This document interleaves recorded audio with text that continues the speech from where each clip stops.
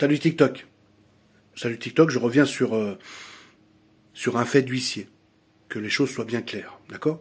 Il y a des gens, ils ont peut-être pas compris. On n'a peut-être pas été assez clair avec ça. Lorsque vous avez une dette, ok?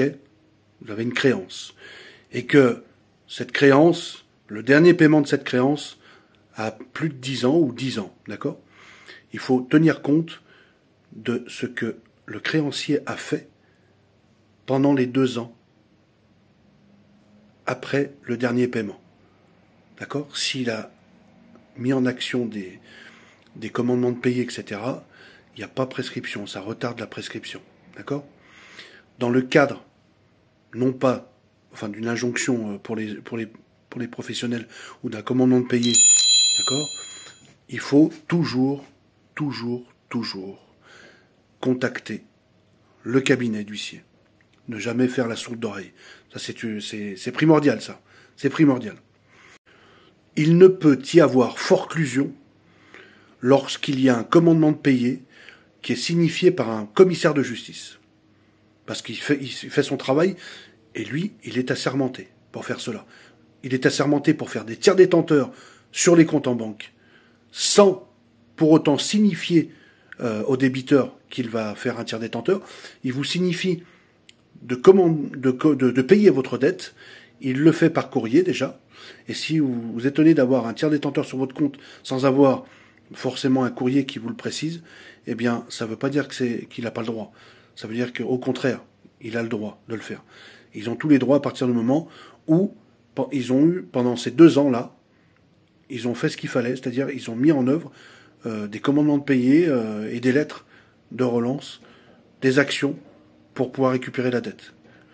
Dans ce cas-là, lorsque vous avez donc votre dossier qui n'est pas dans la forclusion, mais plutôt bien dans le commandement de payer, l'injonction, vous devez faire ceci. Vous contactez tout de suite, écoutez bien, hein, et partagez aussi. Vous contactez tout de suite l'agent de recouvrement et vous tenez ces propos-là. Bonjour, je m'appelle un tel, je vous appelle au sujet du dossier numéro tant, machin. Voilà, je vous appelle pour vous dire que je voudrais donc payer ma dette. Voilà, que je vais vous envoyer un courrier en recommandé avec AR, dans lequel se trouvera tous les justificatifs de mes revenus, mais aussi de mes charges. Je rajouterai là-dessus une proposition de paiement, un engagement de paiement de 30 € par mois ou 50 € en fonction du montant que vous devez, évidemment.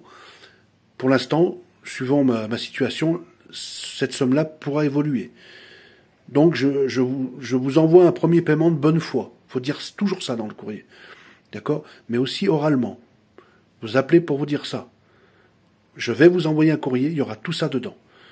Si jamais vous refusez ma proposition de remboursement, surtout le montant, merci de m'envoyer en recommandé votre refus avec AR.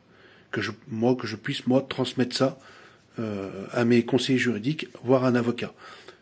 Voilà, parce qu'il faut leur dire que s'ils refusent, vous entendez bien, vous opposez à ce refus. C'est votre droit. Autre chose, quand vous avez des questions relatives à des dossiers comme ça, je vous demanderai d'être précis le plus possible. Origine de la dette, de la créance, ok? Il faut être très précis dans vos demandes, sinon on ne peut pas répondre. Surtout aussi, de faire preuve de bonne foi aussi. Quand vous expliquez que vous n'avez rien reçu, vous avez forcément reçu du courrier. D'accord? Vous avez forcément reçu du courrier. Voilà. Le créancier vous a forcément envoyé des relances. Il faut les garder, ces relances.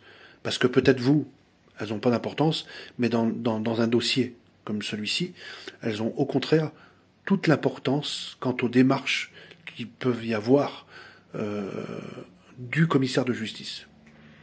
Pour pas que vous soyez surpris de vous retrouver au bout de 2 ans après, devant le juge, et qu'il y ait un titre exécutoire de saisie. D'accord?